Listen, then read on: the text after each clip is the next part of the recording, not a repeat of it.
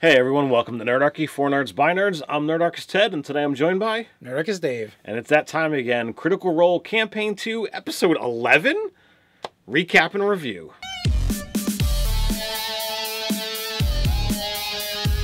Jump down the description below where you can sign up for Nerdarchy the newsletter, get weekly gaming tips, as well as learn how to game with us. So what are we up to, like episode 11 now? I think so. Alright, so we're cruising right along here with our critical role. They're still in Zadash. They haven't really left yet. And this episode, I feel like we've been introduced to a new aspect of the game, a new kind of like play style. And like things are moving into that like espionage and intrigue area. That you can do with a tabletop role playing like Dungeons & Dragons. So that's cool. So it looks like we might be shifting gears a little bit. We'll see how the Mighty Nine do with that. So leading up to this, they had been approached by the Knights of Requital and said, that they wanted to have a meeting because they've been aware of what the Mighty Nine has been doing, and they have a set of skills that could be useful. They've already been, they've already showed or shared, whether it was true or not, that they kind of see eye to eye with this group. So it's like, all right, well, let's see how we can help each other, how we can move this along. So they're like, meet us, tomorrow, and we'll discuss the plan. And it was interesting when they, finally go down and start talking about it. It's like, they are a ragtag band that wants to unseat the government here, but they didn't really have the best plan to do so. Yeah, at first I thought you were talking about the Mighty Nine when you said ragtag. Oh, like one ragtag band meets another ragtag band. Well, that could be said, but the player characters, they are a bit more powerful and have the ability to get in there and do a lot of stuff. So. Yeah, so that starts happening, but even before that, in this episode, there's a lot of other stuff that kind of leads up to it, like some really important stuff, finally getting to break into the Chastity's Nook. Very important. Like Caleb has been working on this for several sessions, and he's finally defeated the Tri-Spire Watch in order to go find his smut shop. So Jester, Beau, and Caleb make their way to the Chastity's Nook. And at first I just thought that, Caleb was just interested in smut. And we find out that that's not it at all. He likes going to libraries to look for magic books that have been secreted away somewhere.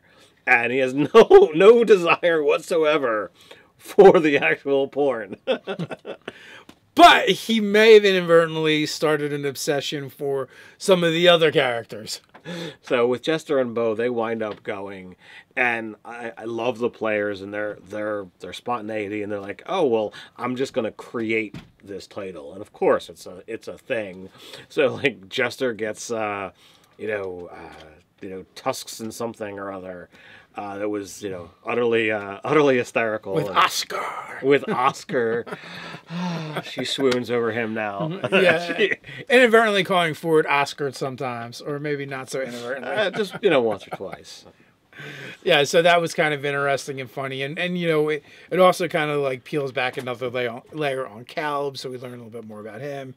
They go and kind of hang out at the Pillar Trove and return to cave because it's expensive to stay there, and Jester doesn't want to squander all of her money on it.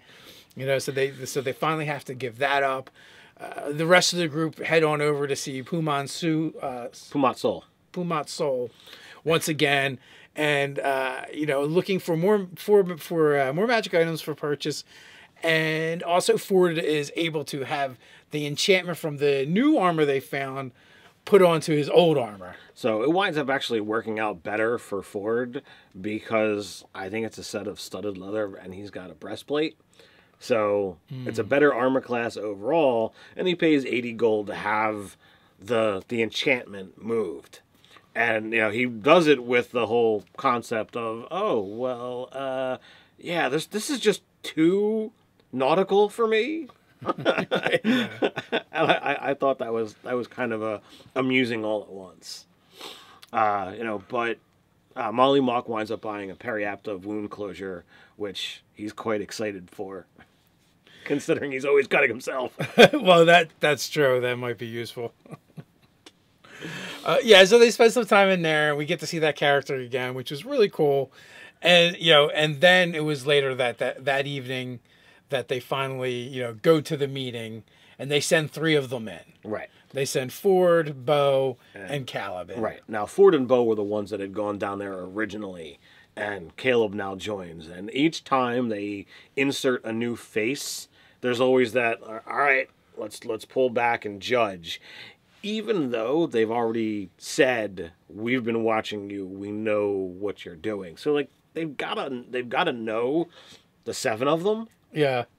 What did you think about how they were able to sneak back into the grate in order to get back into the Tri-Spire?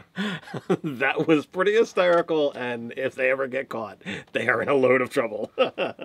Yeah, I don't know. Like, I feel like their method, while humorous and cool, seems a bit obvious. I mean, the Crown of Madness spell is very visual. Mm-hmm. Like, you literally, the person it affects ends up with the crown on their head, mm-hmm. a twisted crown of metal. So, like, I mean, I guess they kind of glossed over that part, mm-hmm. but yeah. So he creates a distraction because he has that on him and begins attacking the other guard. And then Nott fails to open the grate, and then they end up just like breaking it or something. Yeah, Jester just reaches down and pulls the thing open.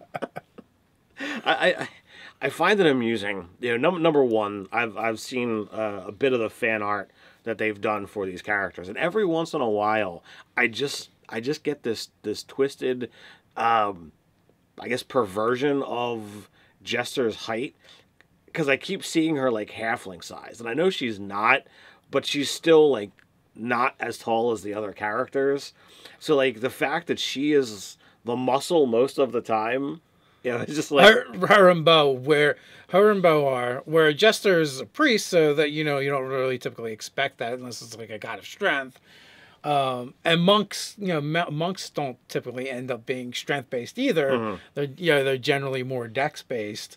But in this case, the characters that are closer to being like traditional warriors in appearance would be Fjord, mm-hmm. who hits you with his charisma, because he's because of his pact or his patron, and being a Hexblade. And then there is Mollymauk, who also wields weapon, but he's also very dex-based as well. He's a dex-based fighter. Yeah, so everyone else has really low strengths, except for the monk and the cleric. Unless, of course, Yasha's there, but yeah, and sadly, she's not there most of the time. Right. So so the Barbarian, which is the character who you would expect to be the truly strength-based character, and isn't there most of the time.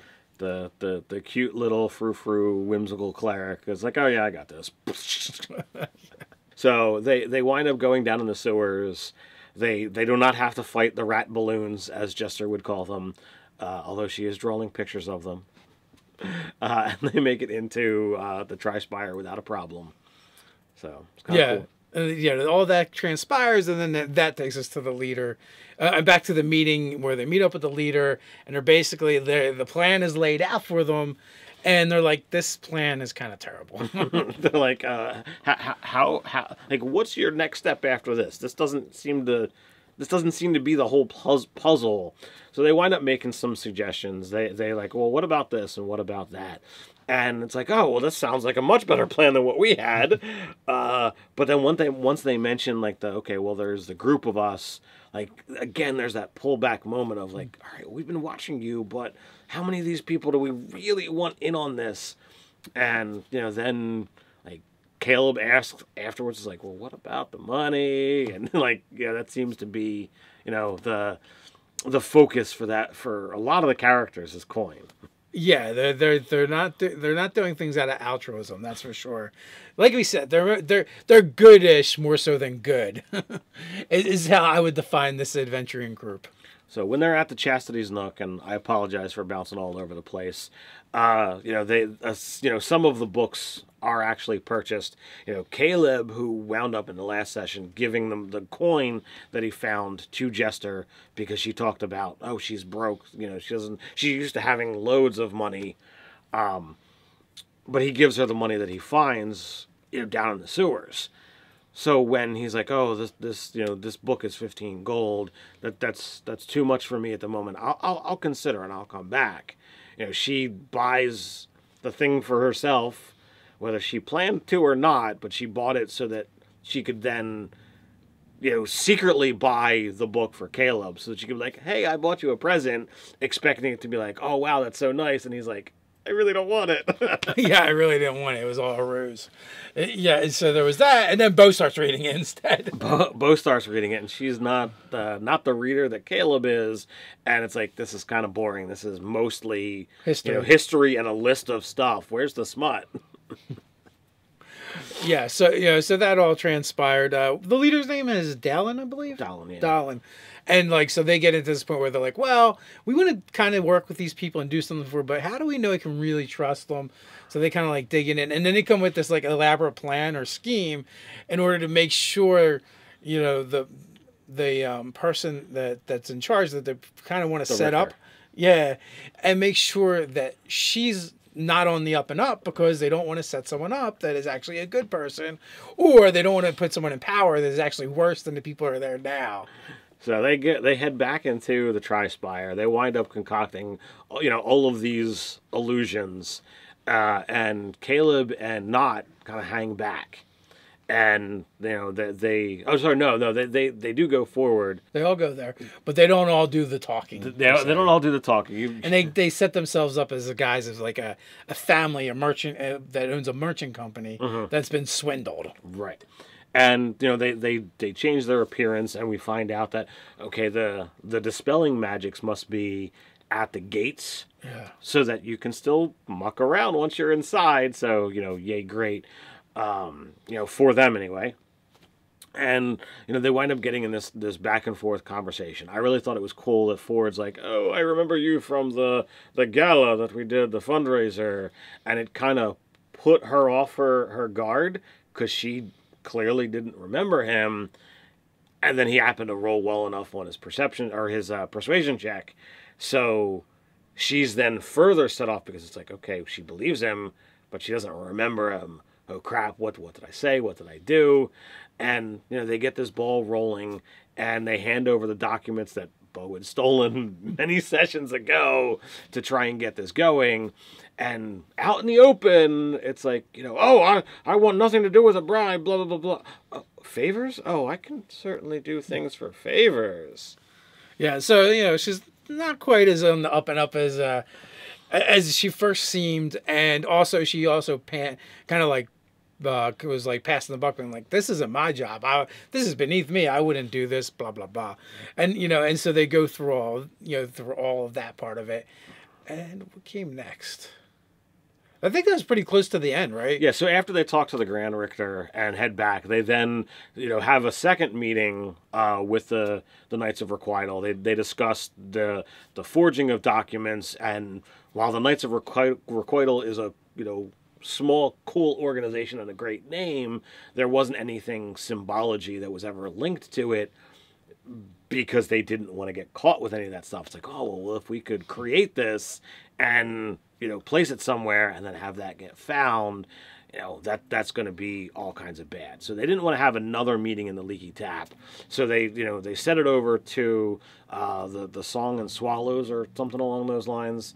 And they have another meeting there, with them, and they find out that, one of the Knights of the Requital has the stuff. They get that done, and the sneakiest of them is going to be joining them on the mission. Yeah, I wonder if that is going to be a guest. I would hope so. That'd be awesome. That's what I would guess as well and surmise. Also, I know the one part I definitely wanted to bring up, the sting operation that was set up by Fjord and Mollymauk. This was pretty awesome, because in earlier session, Nott goes into Fjord's pack trying to find the letter. Now Mollymauk catches him. Fjord is off getting cleaned, and he's like, "Oh, are you looking for this?" And he holds out just a blank sheet of paper. He trades with him for a vial of acid, and Nott looks at it, realizing it's just a blank piece of parchment. She crumbles it up and storms away. Sad that she got caught, can't go back to it. And then Mollymauk, heads over to Fjord and is like, Nott was going through your stuff. Yeah. So several times during this session, Fjord approaches Mollymauk and wants to know what Nott was after. And he's like, I have no idea what she was after. I think never asked, didn't really care, just let you know, messed with her, did my thing. And he's like, well, I could use a hand with this thing. And so they set it up, and Fjord does minor illusion to create a pouch of buttons. A bowl full of shiny buttons and a flask that's like all jewel encrusted and bedazzled. And it's just sitting there for the taking. And they leave the door slightly ajar so that when Nott goes by, she'll see it, and she does, and she sneaks in. And Fjord just closes the door. Fjord closes the door. Mollymauk blocks the window, and then they begin questioning what he's after. And he doesn't even go after the buttons and the flask. He goes after the backpack. He goes back looking for, trying to find Ford's letter. And when he's rooting through, they capture him and kind of like, capture her, and like, what are you doing? And then, he makes up an excuse about looking for seafood. Loves shrimp. I forgot about the whole seafood excuse. But when we get down to the crux of it, we find out that Mollymauk has to charm Nott to figure out anything. That's the crux of it. Nott is looking for the letter because he thinks that Caleb is going to protect her and that he is far more worthy of any kind of magical learning, more so than Fjord. And, she doesn't really, trust anyone besides Caleb, and she thinks Caleb's got the better potential. Better potential. Yeah. For power, yeah. And we find out Nott is very much afraid of something. She kind of played it off as being more generic, and that generically things are out to get her and after her. But it sounds a little bit more specific, and that she was being very guarded about that part. So that's kind of cool. Like, there might be some dark aspect to Nott's past that's going to come out later. So I can't wait to see where that goes. Yeah, and we get reinforcement. Like Molly and Fjord, they try their best to reassure her, and she goes on her way. She promises not to go after Fjord stuff again. She then goes after the buttons in the flask, and it disappears, and she's distraught over it and just runs out of the room. Yeah, and before that too, she pulls her crossbow on them before Mollymauk charms her. And she's like back and forth with the crossbow. As soon as they close the door on the window, she's like, like, all right, who am I killing here? But it comes down to her going back to Caleb, and she then says, do you trust them? And just as I expected, based on the previous things, Caleb says nope. Yeah, it's like, oh man, and then that kind of ties back to the fact that Mollymauk and Fjord kept trying to tell Nott, look, we'll protect you, we'll help you, you're one of us, and those two really are trying to really hold the group together and keep the party, as one cohesive unit and almost like a family, especially when I think of Mollymauk and the way he kind of views things. Yeah. So it's also interesting to see those dynamics play out more and more, as they are really trying to pull things together. Caleb is like constantly kind of pulling things apart because of his distrust. Nott is very sneaky and has, her own things going on. Then you have Jester, who's just kind of an agent of chaos. So, while she seems like has good intentions, but at the same time, like, you never know where her antics are going to lead. She's got a whim that every once in a while she chases. But I think, like, even if she goes off the chain, off the path, she's going to wind back eventually. So I'm not as worried, but I agree. I think that Fjord and Molly are the center. And then Beau has her own things going on. Like, Beau's character is a little bit harder to read, and she kind of she's like a pendulum that kind of swings back and forth. She definitely seems a little more like, I don't want to say self-interested is, I guess, the words I would use. But at the same time, we were also seeing like some underlying, like, she's got some other things going on. Like, she definitely doesn't like the Empire.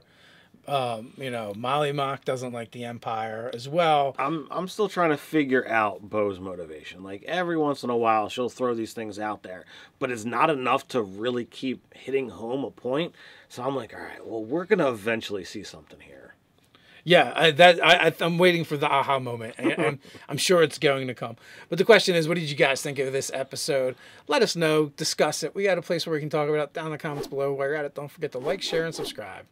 You can hang out with us over on Facebook. So until next time, stay nerdy.